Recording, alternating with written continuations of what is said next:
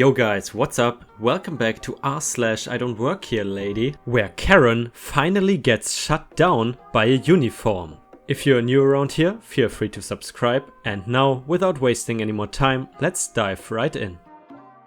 Harpy dinks a Karen's brand new Jaguar. I work at a hospital as an ER nurse, which means when I start at 7 AM, by 9 in the morning, all the stuff I possess are gone, and by the end of my 12.5-hour shift, I am pretty much just done with people in general. Don't get me wrong, I love my job, but fighting Darwinism can be exhausting. So after a rather grueling shift, I stop by the grocery store for dinner. I am tired and feeling super lazy at this point, so even though I'm only grabbing a couple of things, I use a regular card, because you know, I can lean on it. I do my shopping, pay for my goods and head out to my truck, just to inform no car keys were involved here. Store employees wear dark brown slacks, white collared shirts and ties. I was wearing an incredible scrub top, yes, the animated movie, no, you cannot judge me, and bright blue scrub pants. After loading my groceries, I, of course, return my wheeled crutch, shopping cart, to the corral and return to my truck when a harpy with a resting, YouTube does not like this word, face that would make Lewis from Malcolm in the Middle proud screams across the lot. The cast is M, me, and H, Harpy. Harpy, boy, I'm done, you can take my card now. Me, huh? I know I look young, but really? Boy? H, come over here and take my card. Me, yeah, I don't work here, sorry. H, just do your damn job and take my card. Me, that's gonna be a hard no from me, sorry. I start again back towards my truck. Harpy at this point decides to thrust her cart towards me. It rolls as carts with wheels want to do, and to me it's like a train wreck. I want to look away, but I can't, and I'm mesmerized by the free range movement of this cart as it runs right into a Jaguar. A nice, clean one with dealer plaques still on where the license plates should be. And a woman who totally looked like a Karen, you know the type, just getting out. The Karen obviously starts screaming and hollering as only a Karen can. Harpy is trying to blame me for not running out to catch the cart. I'm trying very hard not to start laughing. I finally get back to my truck as Harpy is screaming at me to stop because this is my fault, because I should have collected her card in the first place, and the last thing I heard before closing my door and driving off was the Karen screaming at Harpy about how he's wearing effing scrubs, how could any idiot think he works here? I think this was the first time I've ever rooted for a Karen. In the comments someone mentioned that the OP might have misjudged the woman and she was not a Karen. And then someone replied, maybe it's a Sharon, which could be Karen's slightly smarter sister. No offense to anyone named Sharon, by the way. Treat me like a child? I will treat you like a child. I just discovered this sub and I have spent the better part of the day procrastinating and laughing/crying as I can relate. So, on to the backstory. The town I lived in was not huge and at the time only had one gas station. I got a job there at the ripe old age of 15 and worked there for 2 years. By the end of my time, there I was essentially number 3 with the manager and butt manager ahead in charge. Eventually, another gas station opened up across the road and I got a job there. There was pretty high turnover, so by the end of my tenure there, everybody else, including the managers, were new. This story takes place about a year after I left them. One last thing to say, puberty is not nice and I did not feel like making its way over to me forever, so from age 12 to 18 I looked like the same. Not exactly, but I looked really young until about 19, a little bit insecure about it. So, since I knew all the employees at the store, I would always get gas and grab a nice ice-cold chocolate milk from there rather than my store. When I got to the fridge with my milk, I was dismayed to find that there was no more. But seeing as I spent the entirety of my working time at the same store, I knew that they kept the stock in the back of the walk-in fridge behind some boxes. This fridge was also where all the beer was, so when a customer, old Karen, noticed that I knew what I was doing, assumed I worked there. That seems fair, considering she had probably seen me there on many occasions and I usually have no problem helping people. Oh, if I had known that how good a day this would turn out to be. Karen! Hey kid! Knowing there wasn't anybody else in this tight fridge, I turned around from fumbling about in the boxes. Karen! Yeah, you! Go put this case of beer at the cash! Holding out case of beer. Even if I did work here, I would not have done it, but I figured I would gently remind them I am an actual person. Me? Sorry, I don't work here anymore. Plus, miss, that was really rude. I'm going to have to assume that I triggered something for her because she lost it, screaming about how she had seen me here before and she knew I worked here. I tried to get a word in edgewise, but was unable to, and with her between the door and myself, I figured I might as well try and ignore her and find my chocolatey goodness. Karen! Look at me when I'm talking to you, you ungrateful child! Me? Look, it seems like you're having a bad day, so I'm gonna let all that slide and just remind you that I no longer work here. With a huff, she turned around and walked out, but not before she threw out one last insult. Karen! Your mother must have been incompetent to have raised such a selfish boy. I had been having a good day up until that point because my usual self is a vindictive little guy who normally would have screamed right back at her. That changed when she insulted my mother. I found my drink and went to the registers. These machines were ancient and took about 15 minutes to boot up and glitches frequently. Karma strikes quick and without mercy, for when I got to the cash they were having some technical problem with it and the screen was frozen /glitched /karma. Knowing there was nobody in the store except for myself, the Karen and my buddy who just started working there about 3 months prior, I was in no rush to help. When my friend finally got fed up with trying the usual debug procedure, he looked up and asked for my help. When working there, I was the go-to person and I still frequently got calls from the management asking if I could pop by and fix something for them in exchange for some free candy. Win-win. I glanced over at the screen and immediately recognized the problem and knew that it was a simple fix. All he had to do was click 2 buttons at the same time. If you had thought that Karen had gotten quieter as this whole process was going on, you were wrong. She must have seen the recognition on my face when I saw it because she started howling at me to fix it so she could get out of there. Seeing my chance for revenge, I struck. Me, apologize. Karen, stunned look. What did you say to me? Me, I would like you to apologize to me and I will fix the problem. Karen, you useless employee, fix it right now or I will have you fired. Me, I would like to remind you that I don't work here and I still expect an apology. I assume she was running late because after another 2 or 3 minutes of back and forth, she finally relented. Karen, crumble. I'm sorry, now will you fix the machine? And normally I would have accepted it, but I still had another 30 minutes to kill before I started work at the gas station across the road, so I figured I would push it. Me, sorry for what? More incoherent yelling from this lady and my friend tries to stifle his laughter. Me, I did not hear an apology in there. Karen, I'm sorry for being rude, even though you were being a brat. I stared at her, just thinking she was so close. So close. She could have been free to enjoy her beer and free to annoy anybody else that crossed her path. But alas, it was not meant to be. Me? Nah, I don't accept. Have a nice day. She had a dumb look on her face before it turned into a scowl and she started screaming again. Karen, I swear I'm never coming back to this gas station ever again. The employees here are unbelievable. As she stormed out. Now most people would be content with that. I, however, was not.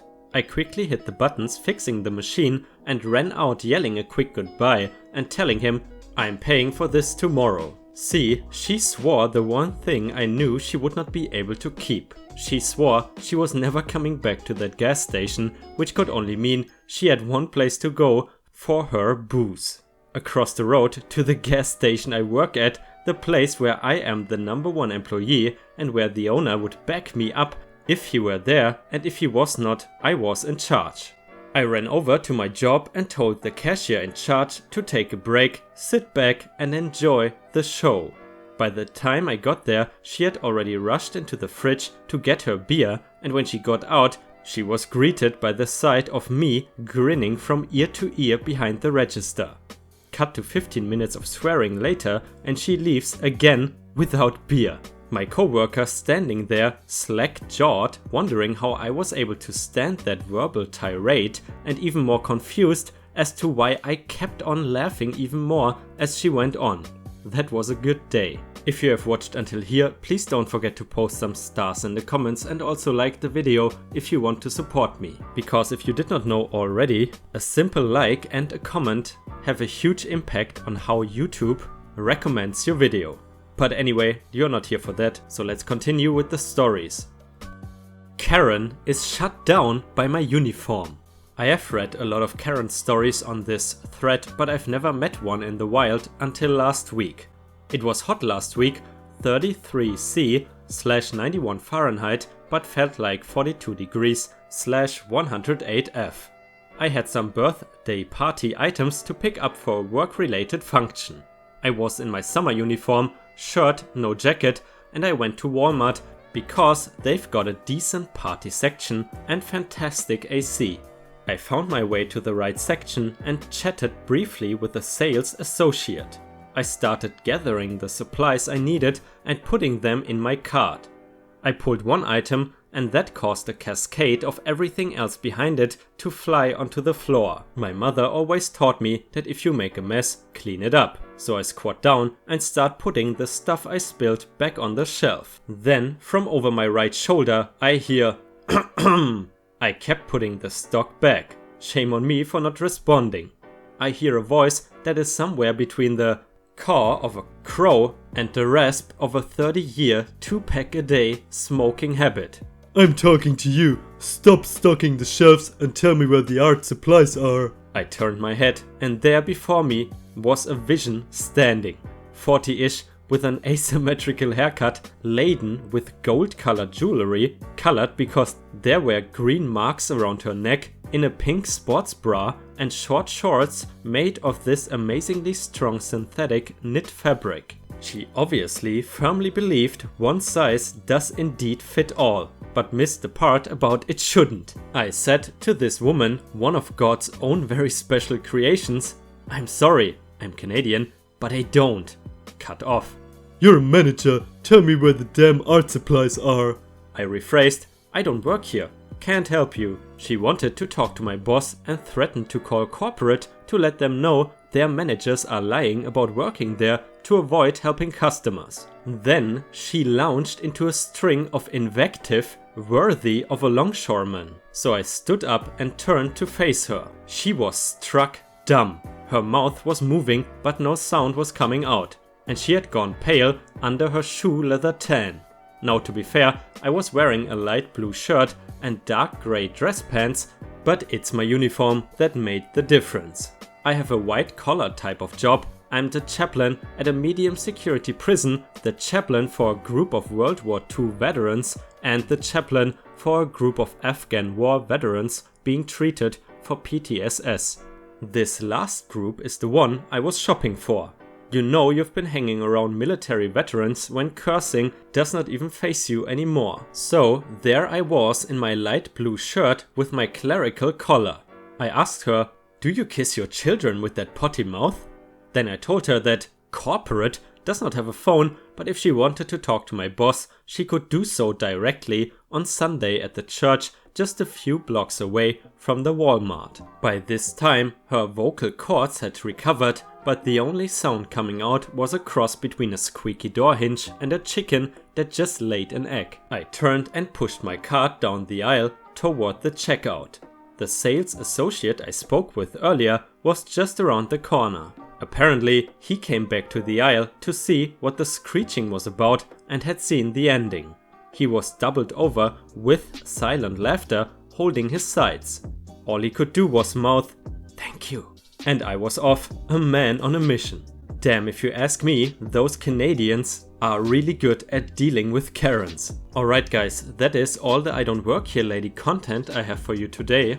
We are gonna now move over to r/Tales from Retail, which is a place to exchange stories about your bosses, employees or interesting customers that people see daily. To be honest, it's quite similar to I Don't Work Here Lady, but let's see how it goes and let me know if you like it.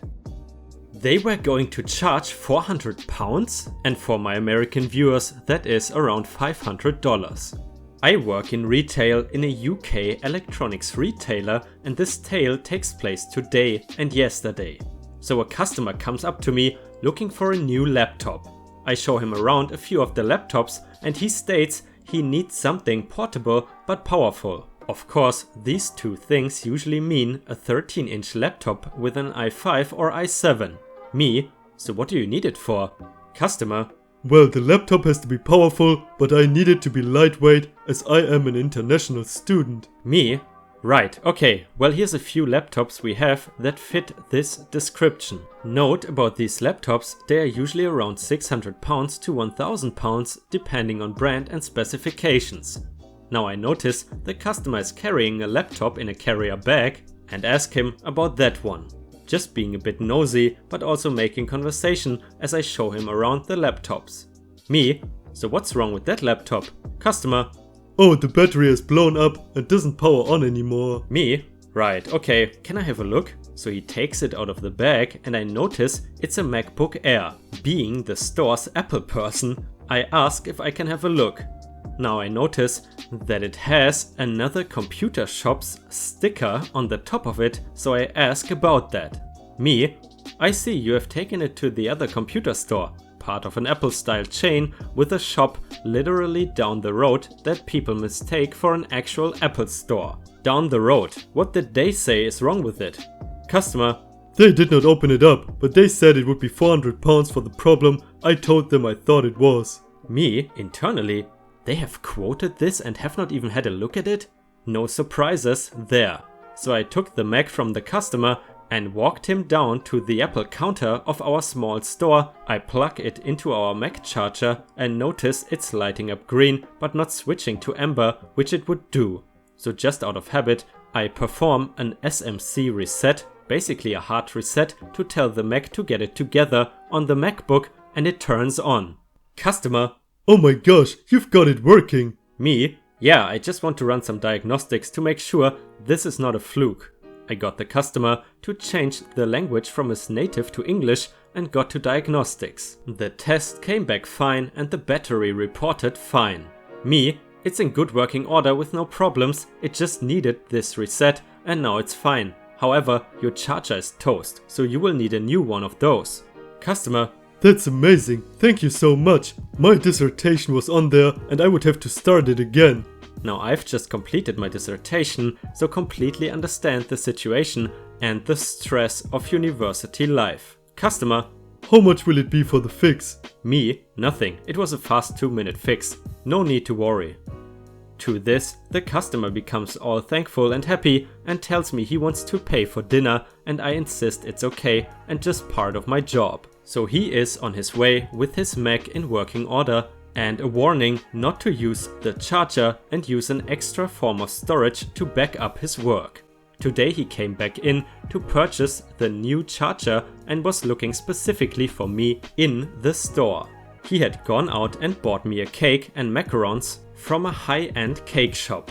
At first I thought I could not accept. Was thinking of work and the cake obviously costing a lot of money, but after much insistence I did accept and the customer left happy. And I left work later in the evening with a cake in town and a smile on my face.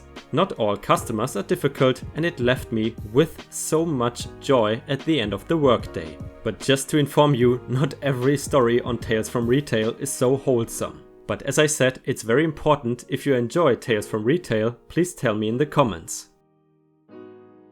Closed is closed. I'm only 16 but work at a local pharmacy/gift shop in my town.